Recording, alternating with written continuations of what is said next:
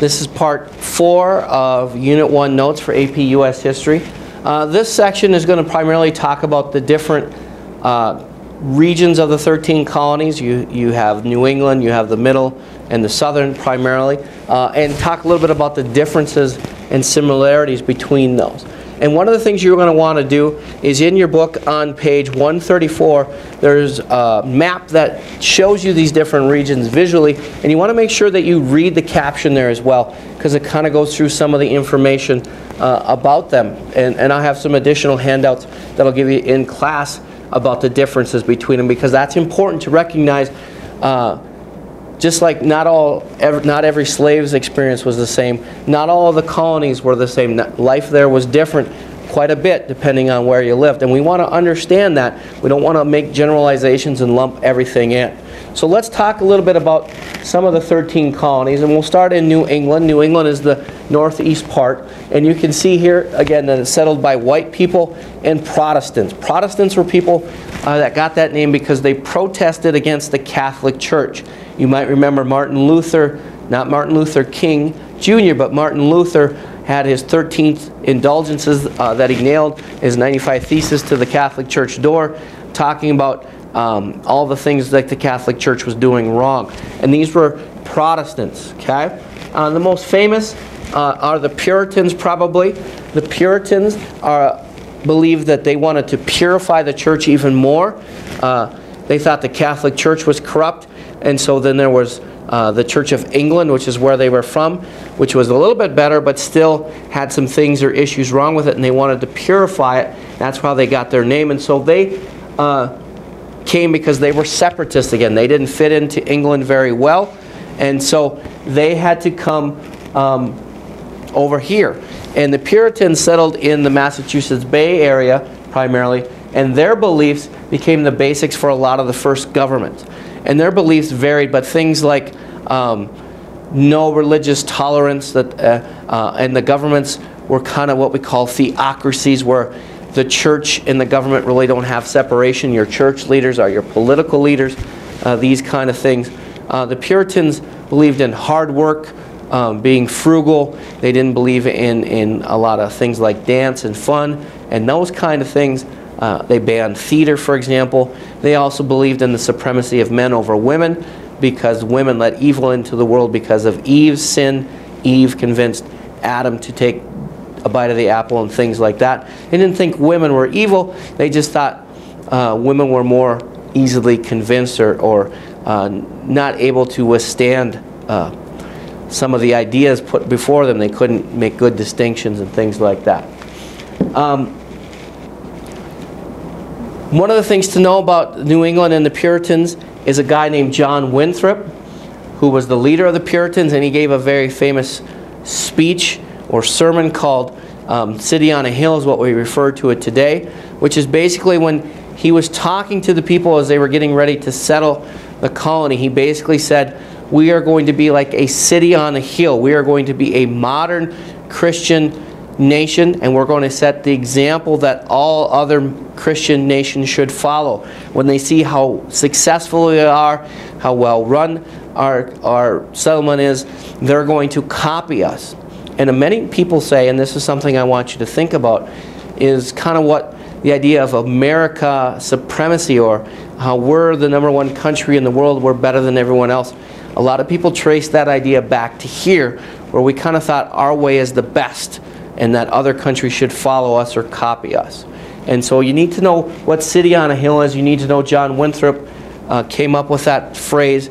You'll see that later again, but also that he's the famous leader of the Puritans.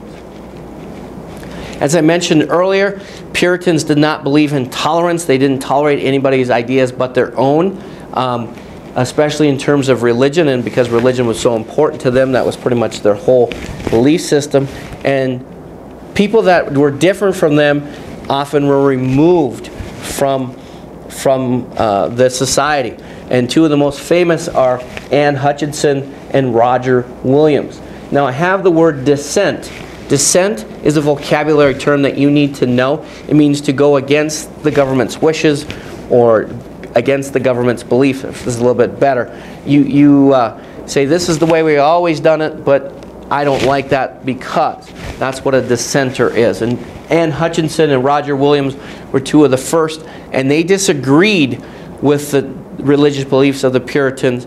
Anne Hutchinson didn't like their beliefs about women in particular, and Roger Williams didn't like the fact that there was no separation between religion and the government, or church and state. And so both of these guys were kicked out, and Roger Williams went on to found a different colony. Anne Hutchinson left and went to New York and was killed by Native American attacks. So that's kind of the New England. Remember, you think New England, think Puritans, and kind of you have a pretty good idea what life was like there a little bit. The middle colonies, which are obviously named for in the middle, they're the most diverse of all the colonies. They have a little bit of everything. People from coming from all over. Remember, New England, pretty much just Protestants and Puritans. The middle colonies have a little bit of everything else. They kind of call that the salad bowl because you have a little bit of different. You have different. You have Dutch. You have Portuguese. You have French. You have English, so on and so forth. You have a little bit of everything. Okay. And again, you can see they're diverse because they have a lot of immigrants. They have a lot of different people coming into there. The middle colonies have some of the best ports in the New World, and so that's why a lot of the cities sprung up there, and they saw a lot of traffic.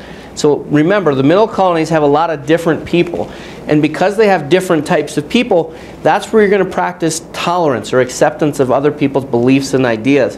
And that's because they had so many different people there, it was just more common to them. You know, in New England, if everybody's the same and all of a sudden you have somebody new, they stand out quite a bit. But in a place where lots of different people exist, and you have a lot more tolerance to that. Okay? And so they were a lot more tolerant of different lifestyles, beliefs, and customs and languages and things like that. That's why you'll see things like Pennsylvania being formed in the middle colonies. Pennsylvania was formed by a guy named William Penn, and he set up, this colony was set up to protect Quakers. Quakers were a religious group that was often persecuted and shunned because of their beliefs, and so they formed a new colony. Maryland was formed for Catholics who were often persecuted. So in the middle colonies, you'll see a little bit more of that tolerance. Okay? The South is what we're going to be called primarily triracial. You're going to have Native Americans, blacks, and whites. Those are going to be the three main groups. Okay? You're not going to see as many different types of white people, for example. A lot of the people in the South that are white are going to be pretty fairly consistent, same belief values and things like that. You're not going to see lots of different nationalities, for example, or different religious groups. In the South, instead of towns, which you're going to find more in the New England and in some of the middle colonies, you're going to have more rural society in these form of large farms called large plantations, which is why the blacks are there. In the South, you're going to have more of what we call an aristocracy or social class system. The more land you have, the more power, influence, prestige that you're going to have. And if you don't own anything, you're on the bottom. And so in the other colonies, it's more about just what can you do, what is your talents or your merit. But in the South, it's very much based on wealth, which is based on how much land you own. The more land you own, the more wealth, the more power and influence that you have. And it's harder in the South, I guess is what I'm trying to say, to move up the social ladder. In the other colonies, there's more of a chance for that. And you can see here, the social aristocracy was dominated by white men. Women kind of towards the bottom again. Of course, slaves would be on the way bottom, and so forth. Okay? Now, life in the colonies, what was it like to live there? I got a handout on this. Again, it's going to vary from colony to colony, but some things to keep in mind is there's a lot of opportunity to advance in America, which is unusual. If you're from Europe, most of the land is owned. You're not going to get it away from someone. It's been in a family for generations. And it's very difficult to move up. You're poor, you're pretty much always going to be poor. A good example I could give you from this, if you've seen the movie A Knight's Tale, the knight says, the guy that ends up being the knight, he fakes being a knight by lying about his family, because he cannot move up. He's not born, he doesn't have the right last name. In Europe, the last name you had was extremely important. You have the right last name, anything is possible. You have the wrong last name, then you have really no rights or privileges. In America, you have a lot of opportunity to move yourself up. A prime example of that is Ben Franklin. Benjamin Franklin comes from a very large family. I think he had like something like 16 brothers and sisters or something like that. And basically, he just strikes out when he's like 16, 17 years old on his own, with nothing but a couple $dollars in his pocket and some bread. And he goes to Philadelphia, and through his wit and application and hard work and all these kind of things, he becomes famous worldwide, and one of the most famous Americans that ever lived, because he made something of himself through his own hard work and so forth. But in America, he had the opportunity to do that. In Europe, Ben Franklin wouldn't have had that opportunity. No matter how hard he worked, no matter what he did, because he wasn't from the right family, he wouldn't have been able to move up. But in America, you can. And Ben Franklin is a good example of that. In America, you have a larger middle class than you do in Europe. In Europe, you're going to have the rich and the poor and very few people in between. But in America, you have a larger, certainly for this time period, large middle class, which is important. Okay? That's important for your development, because if you're on the bottom, okay, you always hear the phrase, the rich get richer and the poor get poor. Well, if there's a middle class, if I'm on the bottom, I realize I can work hard, I can get to that middle ground. And if I'm middle class, I work hard, I can get to the top. So that makes you pretty industrious, because you are motivated, because you know you can move up. Life in the colonies is also pretty good, because you have more rights than anybody anywhere else in the world. The standard of living, again, is pretty high in the colonies. Not only do you have, you know, and again, this isn't early on, this is after we've been established a while, but you have more rights. You're going to be protected by the government more. You're going to have the right to you know, accuse people in power more freely than you are in Europe. You're going to have more rights than ever. The standard of living is very high. And one of the examples that shows that is most white men could vote, because if you own property, you could vote. And it was fairly easy for white men to vote and to gain property. And again, this is not going to be all of them, but it's simply easier than it is in Europe. That's the point we're making. Okay? Life in the colonies is going to be very much influenced by something called the Enlightenment. The Enlightenment is the age of reason, where people try to gain knowledge of the world through science and observation. I'm sure you studied about this not only in your other history classes, but in science classes as well. And the Enlightenment ideas really took hold in America. In Europe, they may have been writing about the Enlightenment ideas, you know, that all men have rights, and these rights should never be taken away, for example. But in America, they were actually following those ideas, or making those ideas into being. Okay? So the Enlightenment ideas really took hold, the ideas being about science and reason. And here are some examples. The idea that government works for the people, not the people work for the government. Okay, kind of this idea of having a contract or social contract with your government. Hey, this is what the government's going to do, this is what I'm going to do. In Europe, basically from the days of the Middle Ages, people were supposed to serve those above them, in particular the king and the lords and ladies. Now in America, no, we're going to flip that. The government's supposed to do things for us. That's an Enlightenment idea, very prevalent, that you'll see. Tolerance that we talked about a minute ago, that all people have worth, even slaves, even Indians in parts of the colonies were going to be seen as more rights than they would in other parts of the world. Okay? And again, the idea that talent being the determining, most important thing that determines the worth of a person. How ambitious are you? How talented? How smart? How energetic? What kind of work ethic? Not necessarily the name of your father. These are some of the Enlightenment ideas that are taking hold and being practiced then in the colonies. Finally then, let's talk about religion. Okay? Religion, of course, is a very important part of life at this time, and especially in the 13 colonies. One of the guys you'll need to know is a guy named Jonathan Edwards. He's considered to be a new light. Now this is again getting into our history. This is not Columbus time anymore. This is the 16 and 1700s, later 16, early 1700s. And Jonathan Edwards leads this kind of new revolution. The first Puritan leaders are called the Old Lights. They're very traditional, locked into their own beliefs. Jonathan Edwards needs this new group called the New Lines, that's more modern ideas. And their big idea is that religion should be passionate and emotional and make you want to change your life, motivate you to make changes.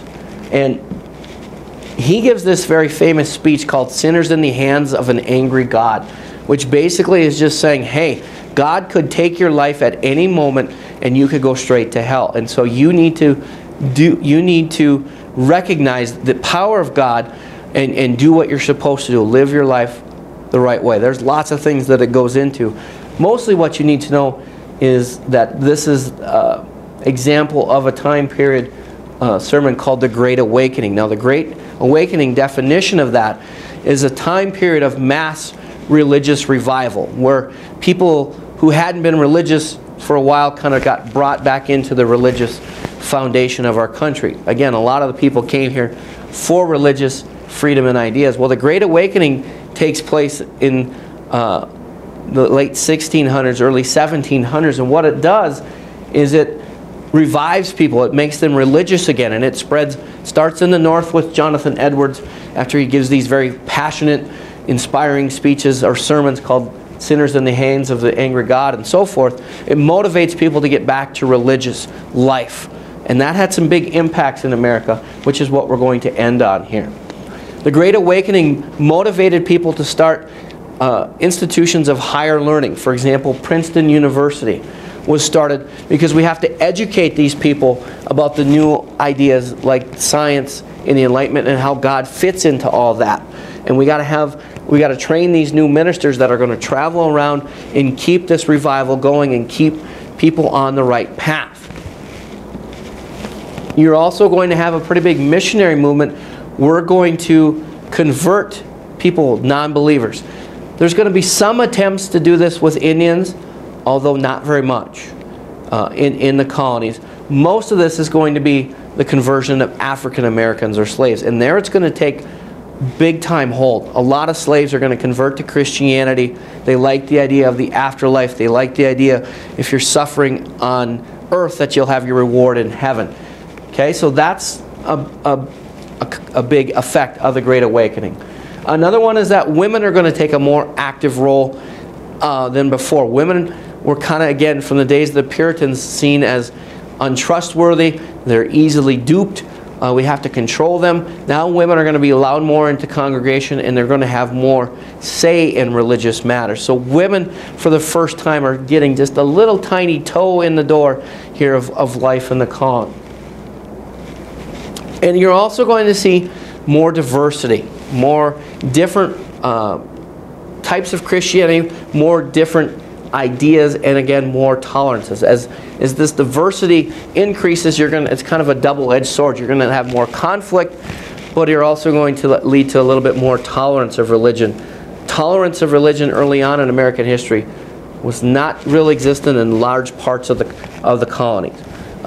But after the Great Awakening, there will be more acceptance of religion because there's a lot more different ideas out there. You have the New Lights out there now. You have a lot of people forming their own churches. You have a lot of these passionate preachers. So that's going to change things as well.